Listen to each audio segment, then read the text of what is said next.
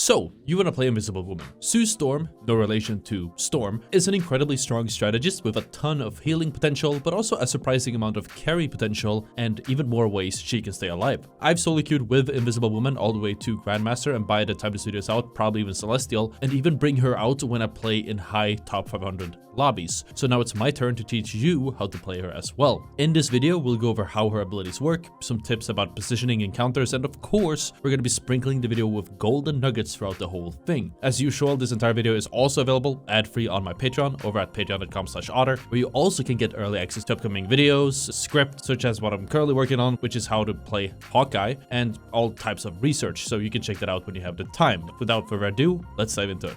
By default, Invisible Woman will go invisible if she doesn't take any damage or use any abilities for the next 6 seconds. During the passive, Sue also passively heals herself up, which can be useful if you need to stay alive in a weird spot. Keep in mind that even though you cannot see her, enemies can still hear the clap of Invisible Woman's cheeks as she runs around on the battlefield, so don't overestimate your safety when invisible. The longer you can stay invisible for and not give away your position before a fight starts, the better, since it makes it harder for the enemies to track you down and target you. But do not use this as an excuse not to heal your teammates if needed. If you do take too much pressure or heat, there's always your next ability, Veiled Step.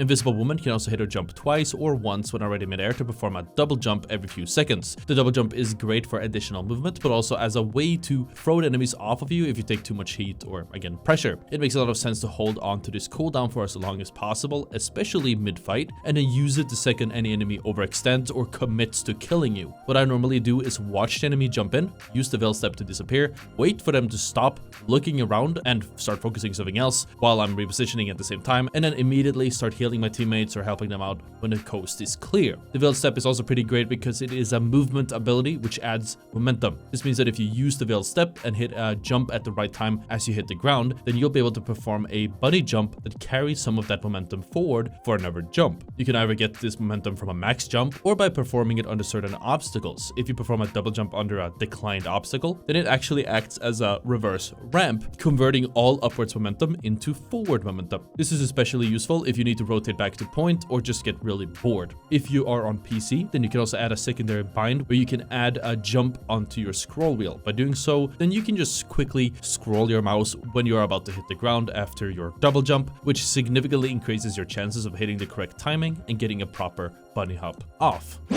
Invisible Woman's primary, Orb Projection, fires an orb forward that heals allies or deals damage to enemies. The ball pierces allies and enemies, but will bounce back if it hits a wall, a shield, or maximum range. The ball deals 20 damage per hit against enemies, so about a marshmallow's worth, and heals 40 per hit against allies, and it hits once on the way out and once on the way back, which means it could deal 40 damage against an enemy and heal an ally for 80. Properly using Orb Projection will make or break just how well you perform in the game. You can essentially double the amount of heals or damage that you do against singular targets by aiming at their feet or a wall behind them, since this ensures that the orbs actually do bounce back and hit them on the way back. If you let the orbs travel max range, they actually rarely hit the same target twice. If your target is really far away at the height of your range, then you can also go for long heals, but knowing when they are on max range will usually be pretty difficult, so it's not something that I would recommend until you get very used to how her primary feels. But generally speaking, you want to make sure to make the most of the primary here by ensuring that you hit as many targets as possible. You always want to try to be in a position where your orbs will go through as many teammates and maybe even enemies as possible per hit, making sure that you position yourself in a way where they end up standing in a row or in a clump in front of you will give you a massive boost on your output, as well as to keep your teammates alive for that much longer. Now, if your teammates start splitting up and they're running around on their own, then this is going to be really hard, but as long as they are grouped up playing the objective and you line up your orbs to go straight through the enemy team, you're going to get some amazing results. You can keep up to 10 orbs in your magazine at a time, and you have to reload once you run out. If there's a moment where your teammates don't need any healing, then you should try to squeeze in that reload to make sure that you have all 10 orbs ready at a moment's notice. Also, this is a general tip for healers, but is as valuable for Invisible Woman as anyone else. But sometimes you should pre-heal your teammates. If your teammates are full health, but you know that they're overextended or they're going to take a lot of focus and they're going to take damage, then having your heals be pre-fired makes a massive difference in the incoming burst, and very often manages to be the thing that saves their life.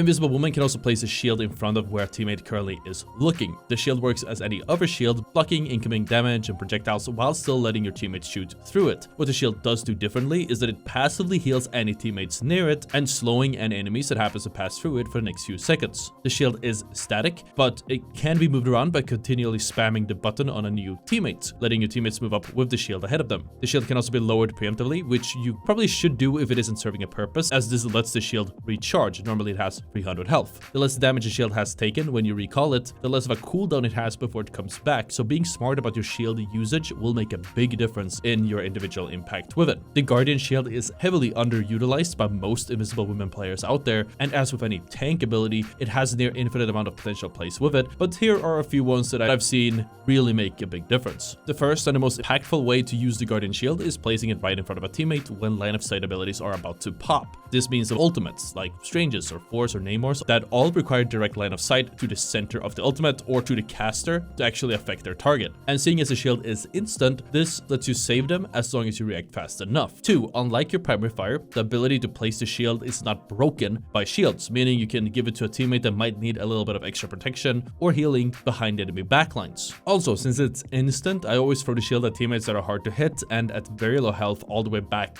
in the enemy backlines or even in the air. Even if I can't follow up with any more heals, just throwing the shield out at them usually saves them from lethal chip damage and provides enough healing to keep them from dying later on. It's also safer than throwing the orbs out, which is very risky, but obviously you should go for both if you can. You can also place the Guardian shield right in front of a Punisher who is in a turret. The shield adds a nice little bubble in front of it, which helps Punisher go turret mode for a little bit longer. Additionally, since the shield can constantly be moved, I very often keep spamming the shield on priority targets that might need it, especially when they're using their ultimate. Pre-shielding a Strange that might be going for an ultimate is good, but I generally just spam it on an ulting Star-Lord or Punisher as they continually keep moving up. They usually know what to do with it. In general, placing the shield in the sky for one of your flyers is very valuable. If it is in a good place, then you don't even need to keep moving it or pay much attention to it. Just have the shield in the sky ready for your flyers to get behind it if necessary.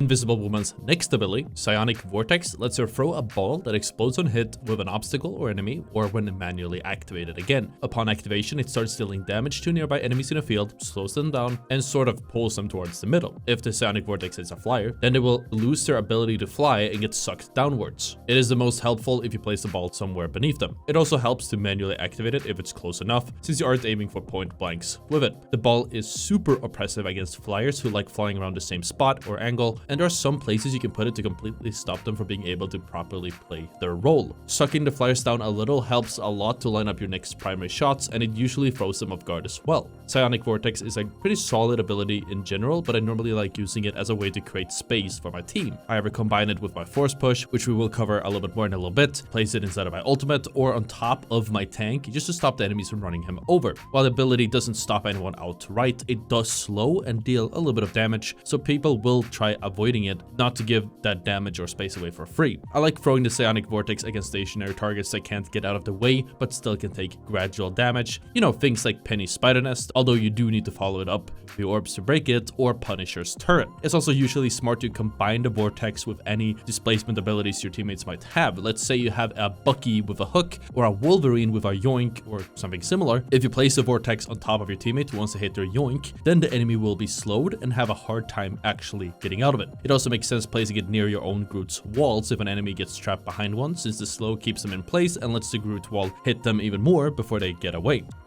Sue's next ability, Force Physics, lets Invisible Woman either push enemies away from her or pull them towards her. Activating the ability lets her choose which one she wants to use, after which it deals damage to and pushes or pulls the enemies that are caught inside of a cylinder. Enemies will always receive the same amount of push, no matter whether they are right next to you or at the very end of the cylinder, 30 meters away. If you push, it's almost twice as far and pushes them 12 meters, and if you pull, you will pull them 7 meters towards you. It's worth noting that, as with all displacement abilities, the current momentum of the enemy seems to carry a lot of weight, so if you boop or pull enemies that are mid-air, then they are more likely to fly farther. If they're already moving fast, then it also seems to push them even farther away. Obviously, the Force Physics doesn't penetrate shields or barriers or affect unstunnable enemies. It's probably helpful to know that the Force Physics has the exact same range as your orbs, so if you get used to the range of one, then you can kind of know the range of the other. Much like your other space creating abilities, Force Physics is also a great tool to create and manipulate space with near infinite amounts of uses, but some great uses are, of course, first, pushing enemies off the map. I've learned that going for the push is a lot safer than the pull here because you have a lot more push to work with to get the proper boops. Normally, you need to sneak up and get the angle right to get some proper lineups, like in the clips in the background here, but making sure that you keep your double jump off of cooldown whenever you go for these pushes and immediately use it after the attempt instead of standing there to see whether it hits makes a big difference. Keep in mind that while you could use this to push someone off the map for a kill, that doesn't mean you also can't use it to either push someone off of a high ground when you're brawling, or pull or push them into holes like these that force them to run a long way back to get into the fight. Another great use is of course booping away ulting strangers. As a support, you will very often have a perfect view of the battlefield, and as such you should always be able to see when a strange is going to jump in or he starts overextending to pull off an ultimate. If you push him away, he will rarely get a kill or stun anyone. You can also combine this with a quick shield and push at the same time if you react fast enough, which both protects your teammates and gives them a little bit of space. Obviously, this applies to any heroes that might need space and is especially useful when you're booping away enemies that only have one engage ability, like a Venom or a Magic. If you use your boop wisely, then you can usually save a teammate being dove from near certain death, which gives them a chance to fight back against a target that's easily cruising through the air. Speaking of heroes like Magic, as in melee heroes with a knockup or combo, using force physics at the right time will act as a combo breaker, and in some cases, like with Spider-Man or Magic, can completely destroy the damage output of their combo,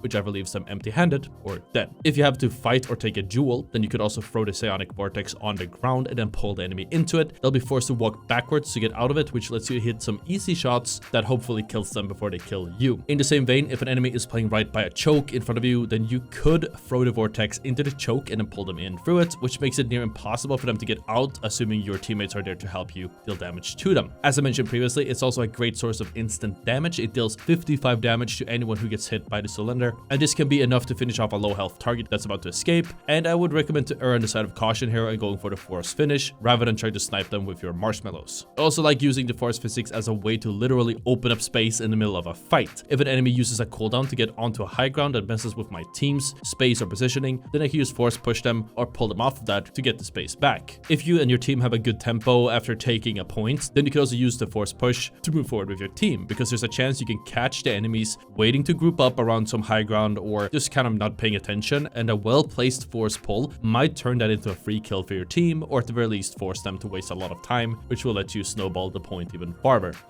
Moving on, Invisible Woman's ultimate, Invisible Boundary, creates a massive cylinder that turns anyone inside of it invisible for as long as they stay inside of it. During the ultimate, you and your allies can still see anything going on inside the cylinder, but the enemies can't see your teammates, and they can only see the occasional after image of their own teammates as they are inside of it. Enemies outside of the cylinder can still shoot in, and any shots or abilities that leave it are visible, and with some deduction can be led right back to the enemies who use them. Any abilities used inside of the ultimate aren't muted, you can still hear them, so the enemies will hear them appearing. That being said, that won't stop them from struggling to deal with something like a Scarlet Witch who pops their ultimate while still hiding inside of the invisibility field. The cylinder is 10 meters wide and extends 40 meters upwards and downwards. It stays up for 8 seconds after it's placed, and it cuts off the line of sight from abilities or ultimates that are activated outside of it, and disappears immediately if you end up dying. So staying alive after using it, or using it when you are inside of it, is key. Teammates inside of the ultimate will passively receive a pretty hefty amount of healing, of the tune of 165 health per second, and any enemies that enter the ultimate cylinder, either when it is created or at any point afterwards, will receive a significant slow for the next second every time they enter it. Despite only healing 165 health a second, which is on the low end when compared to some other support ultimates like Cloak and Daggers or Luna's, that doesn't mean that it's useless, and on the contrary, I could argue that it has a higher impact than either of those ultimates, thanks to it cutting off the line of sight between the players inside of it and out of it. This means that huge ultimates like Doctor Strange's can go without any value at all, thanks to the passive healing, and of course the line of sight being cut off so their teammates can't hit them with a Hawkeye headshot or something like that. It's worth noting that even though the ultimate can be outdamaged by high damage abilities like Star-Lord's or the Punishers, that doesn't mean that it isn't a great counter whether they are inside of the ultimate or not. When placing the invisible barrier to counter these types of ultimates, you just need to make sure that they aren't inside of the cylinder, and then your teammates are going to be safe. If these enemies do cross the border and enter the cylinder, then it will be very easy for your team to focus them and burst them down before they can start doing any meaningful damage. As with any support ultimates, making sure to coordinate with your other supports is a must. Generally speaking, you're going to want to use your ultimate in situations where some of the enemies are trapped inside, or ideally once they start burning ultimates that require line of sight. Depending on the situation, you can also pop your ultimate if some players on your team are about to die, or if you have a massive health gap between the two teams and you know you're going to lose if you don't add that additional healing. Always remember remember that other than Luna, you have the fastest healing ultimate in the game. As for where you place the ultimate, this will be very situational, but generally speaking, the ultimate should be placed in a way where it is on the objective while still covering as many teammates as possible. If you need to move forward with your ultimate, sometimes you could place it where you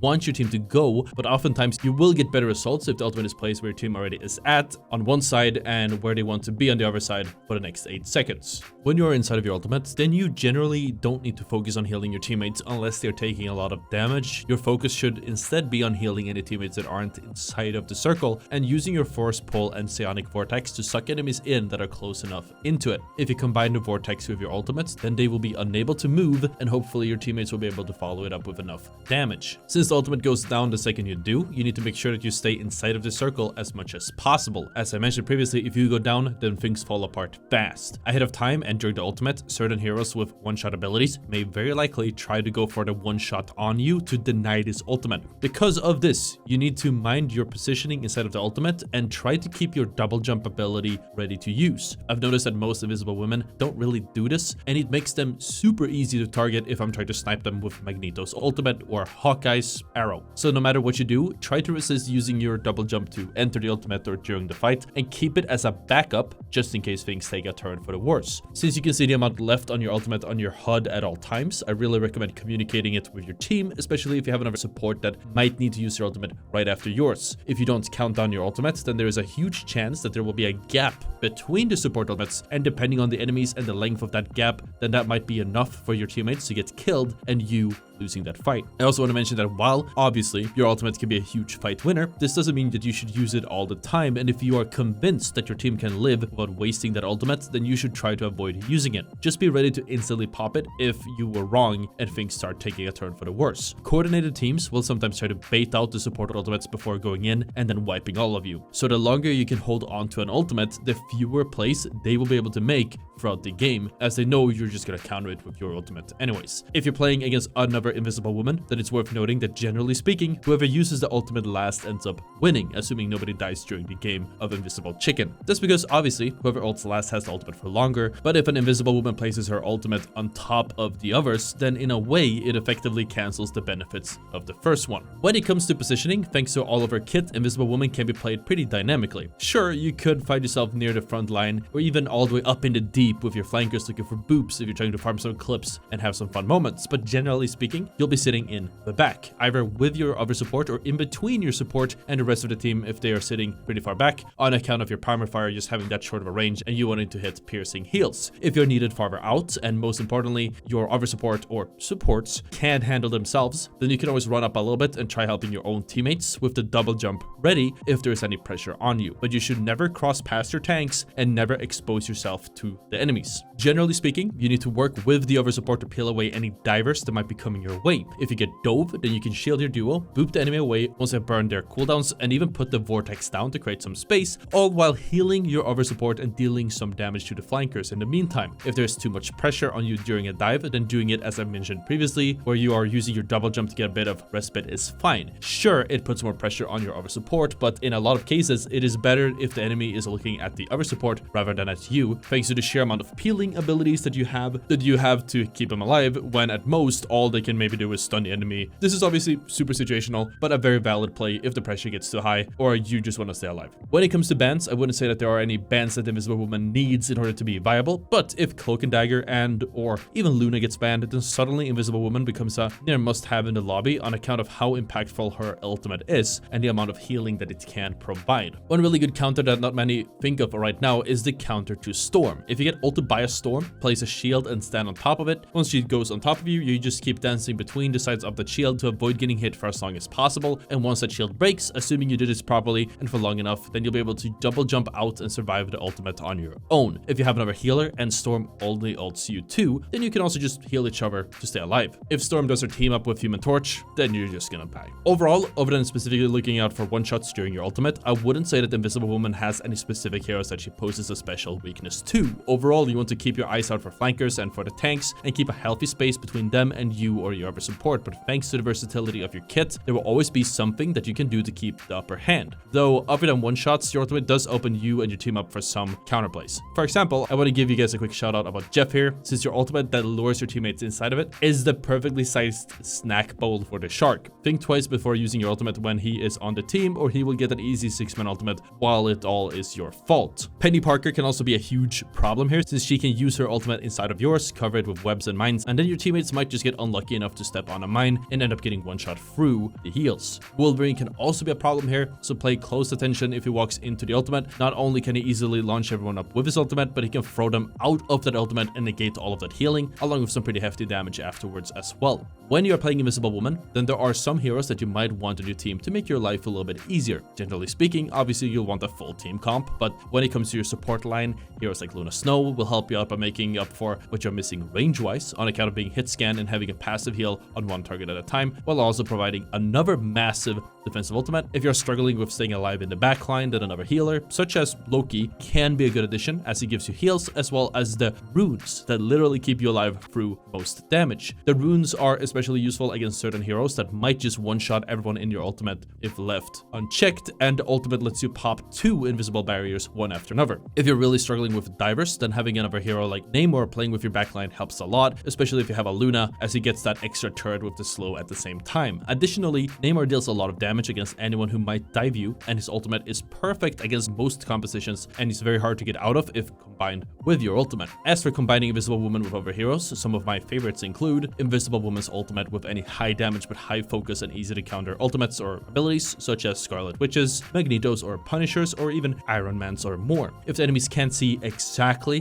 where the ultimate is coming from or where it's going, then they have to guess, and sometimes they're gonna guess wrong and end up dying without being able to shoot back. I also love combining force physics with any yoinkers on my team. If my Winter Soldier lands a hook and punch, then why not suck the enemies in even deeper and give them a Psionic Vortex to really keep them in place. The same goes for heroes such as Wolverine. The combo is just absolutely devastating. When it comes to Invisible Woman's Crosshair, really anything that you want works, though I normally would recommend something that is as minimal as possible, such as a dot, while still having it be visible to avoid visual clutter getting in the way of what you really need to heal. But yeah, hopefully all this helps you guys with playing Invisible Woman. There's a lot of things to cover, and hopefully this gives you a good idea of how the kit works and the ways that you can use her. Make sure that you guys check out the Patreon if you guys want to learn even more about Marvel Rivals, or if you want to learn more about Invisible Woman, as the script will continually get updated as we learn more things. If you want to get even better at the Marvel Rivals, check out the video on the screen. Thank you so much for watching. I'll see you all next time. Peace out.